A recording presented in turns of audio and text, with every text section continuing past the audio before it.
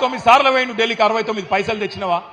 అందుకే నేను అంటున్నా, ఇవాళ నేను ఒకటే అడుగుతా ఉన్నా, రైతుకు కేసీఆర్ గారు ఆనాడు ఒక హక్కుగా రైతు బంధు కల్పించిండు.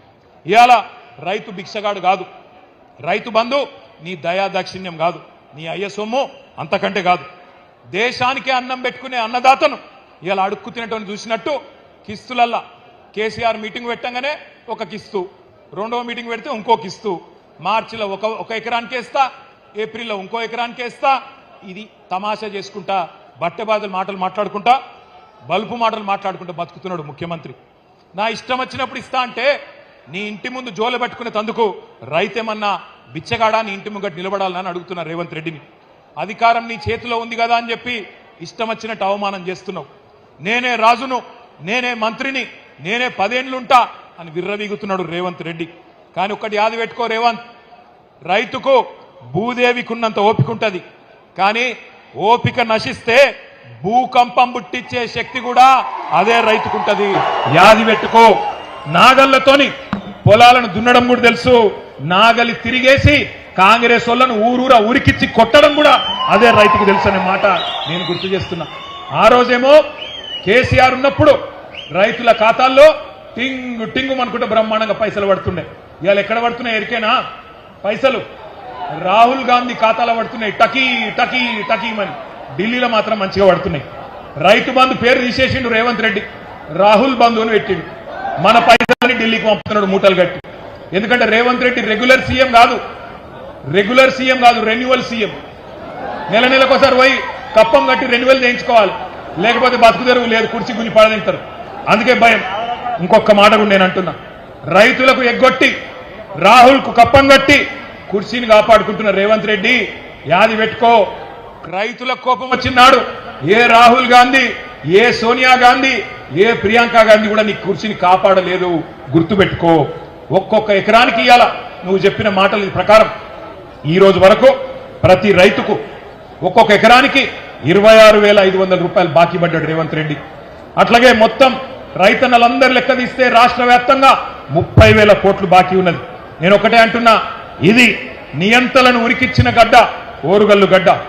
ఎక్కడ మీ అందరికీ తెలుసు, ఆనాడు నిజాంను ఉరికిచ్చిండ్రు. బండెనుక బండి కట్టి 16 బండ్లు కట్టి ఏ బండ్లు కొడతావు కొడుకో అని పాడిన పాటలు అందరి చెవులలో మారు మోగుతున్నాయి. ఒక చాకలి ఐలమ్మ, ఒక దొడ్డి కొమరయ్య స్ఫూర్తితో ఉన్న గడ్డ ఓరుగల్లు. నువ్వెంత, నీ కాంగ్రెస్ ఎంత, మా రైతులు తెలుసుకుంటే అనే మాటను విజ్ఞప్తి చేస్తా ఉన్నా. ఇక కౌలు రైతుల ముచ్చట, రేవంత్ రెడ్డి ఉత్తరాలు రాసిండు, ప్రేమ పత్రాలు రాసిండు ఆ రోజు కౌలు రైతులకు. 22 లక్షల మంది కౌలు రైతులకు నేను మీకు రైతు బంధు వేస్తా అని చెప్పి ఉత్తరాలు రాసిండు రేవంత్ రెడ్డి. ఎట్లున్నదంటే ఇక కౌలు రైతుల ముచ్చట తీసుకొస్తే పొంకనాల పోతిరెడ్డికి 3 ఎడ్లు 30 దొడ్లట. గట్లున్నది రేవంత్ రెడ్డి గారి వ్యవహారం. ఎన్ని పొంకనాలు కొట్టిండు ఆ రోజు? 3 పంటలకు వేయాలి, కౌలు రైతులకు ఇయ్యాలి. ఇలా ఒక్క పంట కూడా ఇయ్యలేని ముఖం ఇయ్యాలన్నట కేసీఆర్ గారి గురించి మాట్లాడుతూ ఉంటాడు.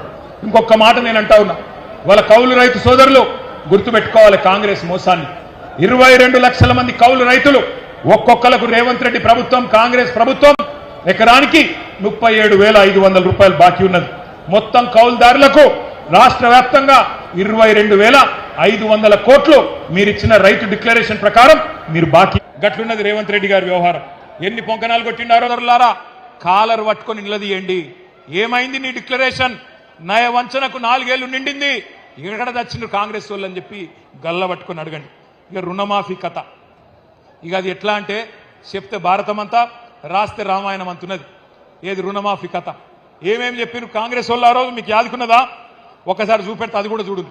రుణమాఫీ దేవా వాళ్ళు మాట్లాడిన మాటలు వాళ్ళ మాటలు నేను మీరు. కాంగ్రెస్ పార్టీ అధికారంలోకి వచ్చిన తక్షణమే రైతులకు ఏకకాలంలో 2 లక్షల రుణమాఫీ చేస్తాం.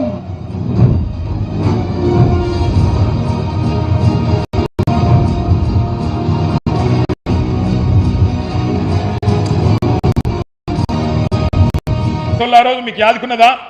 ఒకసారి చూపెడితే అది కూడా చూడు. రుణమాఫీ దేవా వాళ్ళు మాట్లాడిన మాటలు వాళ్ళ మాటలు నేను మీరు. కాంగ్రెస్ పార్టీ అధికారంలోకి వచ్చిన తక్షణమే రైతులకు ఏకకాలంలో 2 లక్షల రుణమాఫీ చేస్తాం.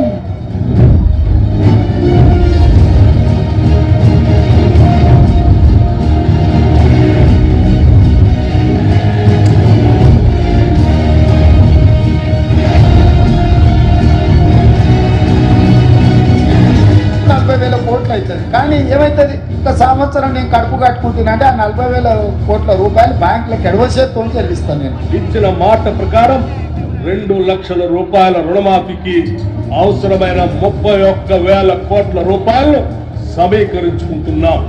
ఇప్పటికే 12,208 కోట్ల రూపాయల రుణమాఫీ రైతులందరికీ ఇక్కడ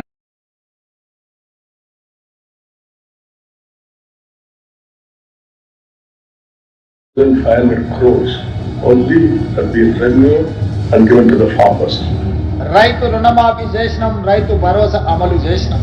అందరికి వచ్చిందా రాలేదా అంటే నాకు తెలీదు. అందరికీ వచ్చిందా రాలేదు? రెడ్డి ఏమన్నాడు?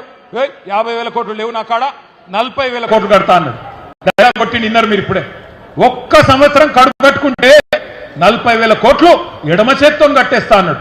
మరి కట్టుకోలేదా? కడుపు దోసుకుంటూనే ఉన్నావా? నిండుతలేదా నీ కడుపు? 40,000 కోట్లు అన్నాడు. 40,000 కోట్లకి వెళ్ళి క్యాబినెట్ పోయే వరకు మళ్ళా 9,000 కోట్లు మింగిండు. 31,000 కోట్లు అని క్యాబినెట్లో పెట్టిండు. మరి ఆడికెళ్ళి మళ్ళా క్యాబినెట్కి వెళ్ళి అసెంబ్లీకి వచ్చే వరకు మళ్ళీ ఒక 5 కోట్లు మింగిండు. 26,000 కోట్లు అని చెప్పి బడ్జెట్లో పెట్టిండు. ఆడికెళ్ళి మళ్ళీ బడ్జెట్కి వెళ్ళి అసలు లెక్కల కాడికి రైతులకు పైసలు ఏడిచే కాడికి వస్తే ఇప్పుడే బట్టి విక్రమార్క గారు ఇంగ్లీష్లో చెప్పిండు, మీరు విన్నారు. 12,000 కోట్లే వేసింది.